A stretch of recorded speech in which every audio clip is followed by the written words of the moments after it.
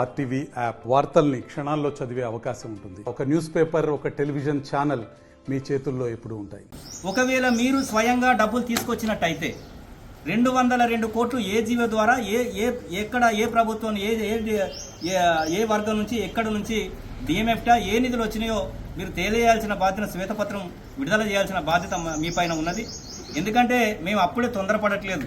ప్రభుత్వం ఏర్పడి పట్టమని 6 నెలలు కాకముందు మీరు అధ్యతలని మేము అంటలేము. మీరే జబ్బలు కొట్టుకుంటారు. మేము ఇన్ని 100 కోట్లు చేసినాం, అన్ని 100 కోట్లు చేస్తున్నాం, మంచిర్యాలను అసలు స్వర్గం చేస్తాం అనే విధంగా ఏదైతే మభ్యపెట్టి ఎన్నికల్లో ఓట్లు దండుకున్నారో, సరే 100% ప్రజాస్వామ్యంలో గెలుపోటములు సహజం.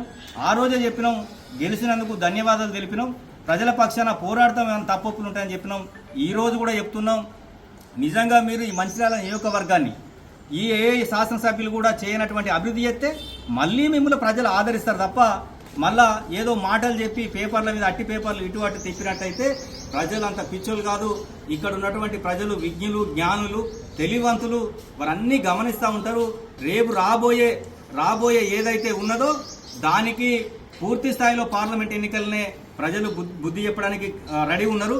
మీరు సరే 200 కోట్లు ఇప్పుడే తెచ్చినామని చెప్తున్నారు కదా, ముఖ్యంగా మీరు చెప్పినటువంటి ఈ మంచిర్యాలకు హామీ ఇచ్చినటువంటి కరకట్ట విషయంలో ఒక్క మాట కూడా మాట్లాడతలేరు. మరి ఎన్ని కోట్లు తెచ్చారు, ఎప్పుడు తెస్తారు, ఎప్పుడు దాన్ని ఇప్పుడు ఈ 200 కోట్లు తెచ్చే బదులు దానికే తెచ్చి ఇలా కరకట్ట స్టార్ట్ అవ్వు కదా.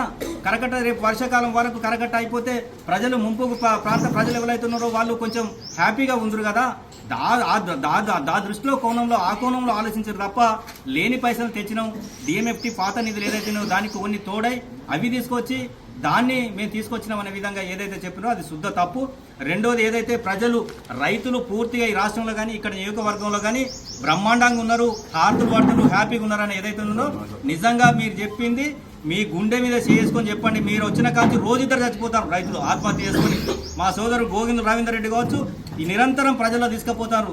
పాపం ఎంత అంటే రైతుల గోస అదొక గోస. అరే ఇదేంది, ఏం కర్మ, కేసీఆర్ గారు సీఎం ఉండగా ఎట్లుండే, ఇవాళ ఏదో పెనంలో వెలికి పొయ్యిలో పడ్డట్టు అయింది, మేము ఏదో అనుకుంటే ఏదో అయింది.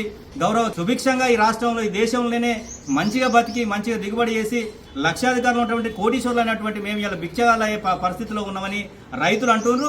మీరు ఒకవేళ మీకు అంత చిత్తశుద్ధి ఉంటే మీరు ఒక్కసారి రైతుల దగ్గరికి వెళ్ళండి. మేము ఎందుకు ఇంకా దీన్ని తీసుకోవట్లేదంటే ప్రజలకు కూడా తెలిసి రావాలి ఎవరి పరిపాలన ఏంటిది.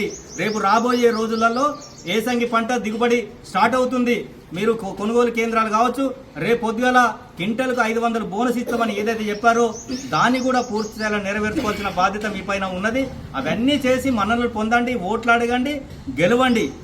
గెలిచినా ఓడినా ప్రజల పక్షాన పనిచేసేటువంటి వ్యక్తులు ఎవరైనా ప్రజాస్వామ్యంలో ప్రజలకు పనిచేయాలనుకుంటే అది గెలిచినా ఒకటే, గెలవకపోయినప్పుడే, ఓడినా ఒకటే, గెలిచినా ఒకటే, ప్రజలకు పనిచేయాలనుకునే వ్యక్తి ఎప్పుడు కూడా ప్రజలలో ఉంటాడు, ప్రజల శ్రేయస్ కోసం పనిచేస్తాడు తప్ప దానిలో ముందుండు వరుసలో ఉన్నటువంటి మాజీ శాసనసభ నడిపే దివాకర్ రావు గారు అనుకోండి, విజిత్రావు అనుకోండి, అలాగే వారి కింద మేము కూడా పూర్తి స్థాయిలో గవర్నమెంట్ ఏదైతే కాంగ్రెస్ గవర్నమెంట్ ఉన్నదో గవర్నమెంట్ తప్పిదాలను ఎక్కడికక్కడ ప్రజల పక్షాన కొట్లాడే విధంగా ముందుకోతాం.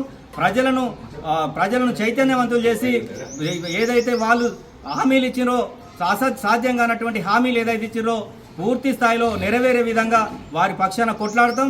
మరిన్ని వీడియోస్ కోసం ఛానల్ ని సబ్స్క్రైబ్ చేయండి. లేటెస్ట్ అప్డేట్స్ కోసం వాట్సాప్ ఛానల్ ని ఫాలో చేయండి. అండ్ లింక్ డిస్క్రిప్షన్ లో ఉంది.